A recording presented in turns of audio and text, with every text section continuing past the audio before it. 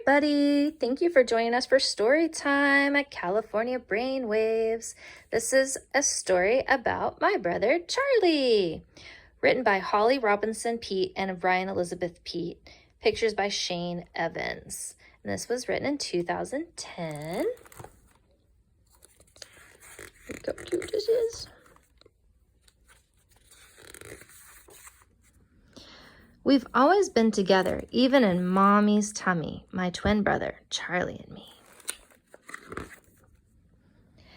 We still share lots of things, curly hair and brown eyes, how much we love hot chocolate with marshmallows, our dog Harriet, rolling in the grass, music, football, and names that start with the letter C, Callie and Charlie.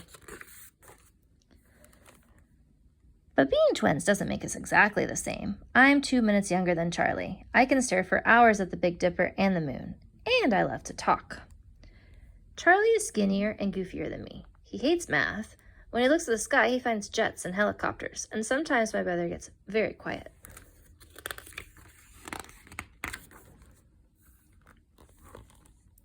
When we were babies, I pointed out flowers and cats and fireflies. I snuggled and giggled with Mommy on dark nights and told Mommy again and again how much I love her.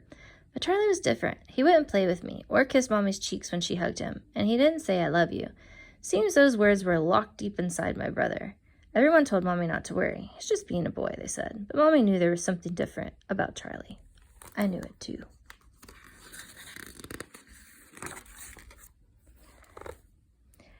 As we grew older, Mommy watched Charlie very carefully. She and I could see he was struggling. Then Mommy discovered that Charlie's brain works in a special way because Charlie has autism. It's harder for Charlie to make friends or show his feelings or stay safe. One doctor even told Mommy that Charlie would never say, I love you. That made Mommy and me saddest of all.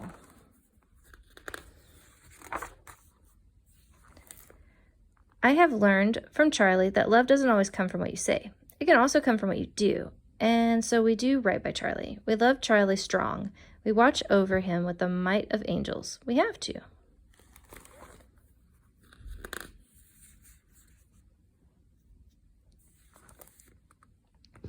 When Charlie wants something, nothing stops him, even when it's dangerous. And there are days when it's hard to be Charlie's sister. Sometimes he can ruin the best play dates. Other times he seems so far away, like when he won't look at me or speak or play.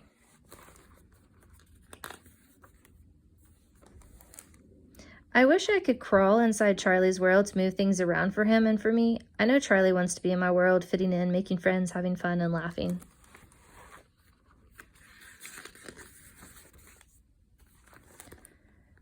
There are good times with Charlie too. When Charlie looks right at me and welcomes me with a smile, he lets me touch his face. He laughs when we lock fingers in a holding hands game. That's Charlie's I love you, said in the silly ways we play together.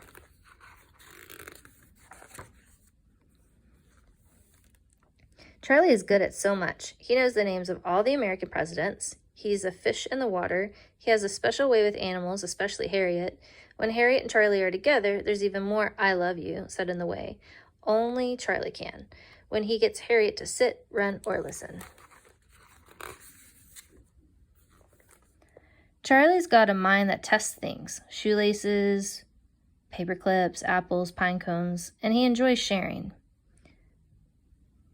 He likes to show off his shell collection, his new sneakers, and how well he plays Itsy Bitsy Spider on the piano.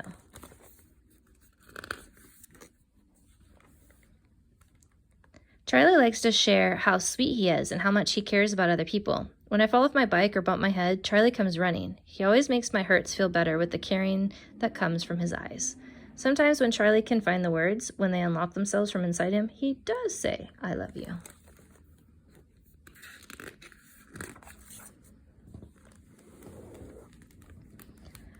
I will always remember the first time I heard him say it. So clear and kind. So Charlie.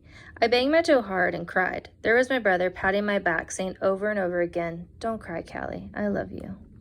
Aww. My son was several years old before he said I love you for the first time. And we were watching Star Wars, and it was Spock talking about his mom. And it was going over emotions. And he looked at me. I'm going to cry. And he looked at me and said it. And I put it on a Facebook post, so I get the memory every year too. So it's really sweet. But yeah, it matters. It makes a difference when that moment finally comes, even if it's years later. It wasn't just the words that were so strong. It was the love that Charlie showed me just by being there. I love you too, Charlie. Came for me fast. Aww. Charlie has autism, but autism doesn't have Charlie. If you ever get to meet my brother, you'll feel lucky to be his friend. He won't care if you have the coolest sneakers or if you are the best at sports. He'll just like you for who you really are. That's Charlie. I'm blessed to be Charlie's sister and to share so much. I count my Charlie blessings every day. At the very top of my Charlie blessings list is the love Charlie and I have for each other. Said in so many ways.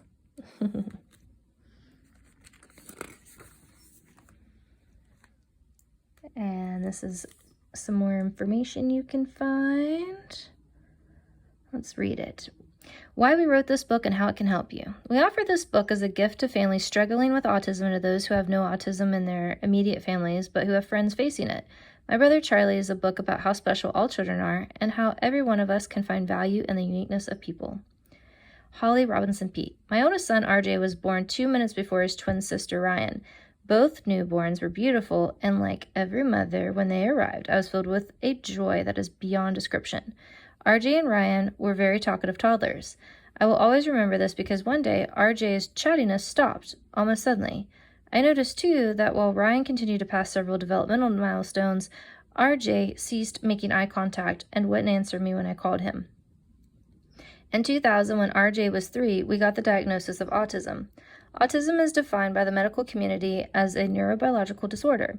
According to Autism Speaks, a national autism advocacy organization, which, these things have changed because this was written in 2010, 1 in 150 individuals is diagnosed with autism.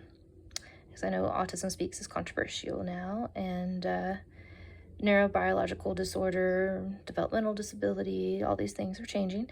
I felt a profound sense of hopelessness, confusion, and anger. My husband Rodney and I refer to that as the never day, since we were told by a doctor that RJ would never accomplish many things. The two nevers that were the most painful were that he would never verbally connect with us in a spontaneous fashion and would never say he loved us without being prompted. Today, with the help of many caring professionals, our boy has checked these nevers and many others off the list. Like most parents, my husband and I continue to do everything we can to aid RJ's progress. Although we still face many challenges, he continues to delight us with his smarts, humor, athleticism, and charm. Ryan Elizabeth Peete. I love my twin brother. He is extraordinary, even if he can be annoying. My goal with this book is to let kids and their parents in on a little secret. Kids with autism are valuable human beings with real feelings, even though they can't always express them. I feel it is up to those of us who don't have autism to change ourselves so that we can better understand people who do have it. At school, if you think someone is weird just because he can't express himself, he might have autism. Please don't tease that person. Instead, go and play with him. My twin brother RJ was not so popular at the beginning of 4th grade. He said, if I could tell people one thing about autism, it would be that I don't want to be this way. That's when I put together a program for my class called Autism 101. This important lesson helped my friends and their parents become more accepting of me and my family. Here are the ideas we have found most helpful. 1. If someone who has autism doesn't respond right away when you speak to him, it doesn't mean he's being rude. Socializing can be challenging for people with autism. 2. Many people have trouble making friends, but it's even harder for boys and girls with autism. Include people with autism even more than you would others. 3. We are all special in our own way. Focus on what kids do well. Ask others about their strengths and acknowledge that everyone has strengths and weaknesses. People with autism, this is number 4, people with autism are exceptionally smart, but their brains are wired differently. It can take them longer to process information. Please be patient. The end.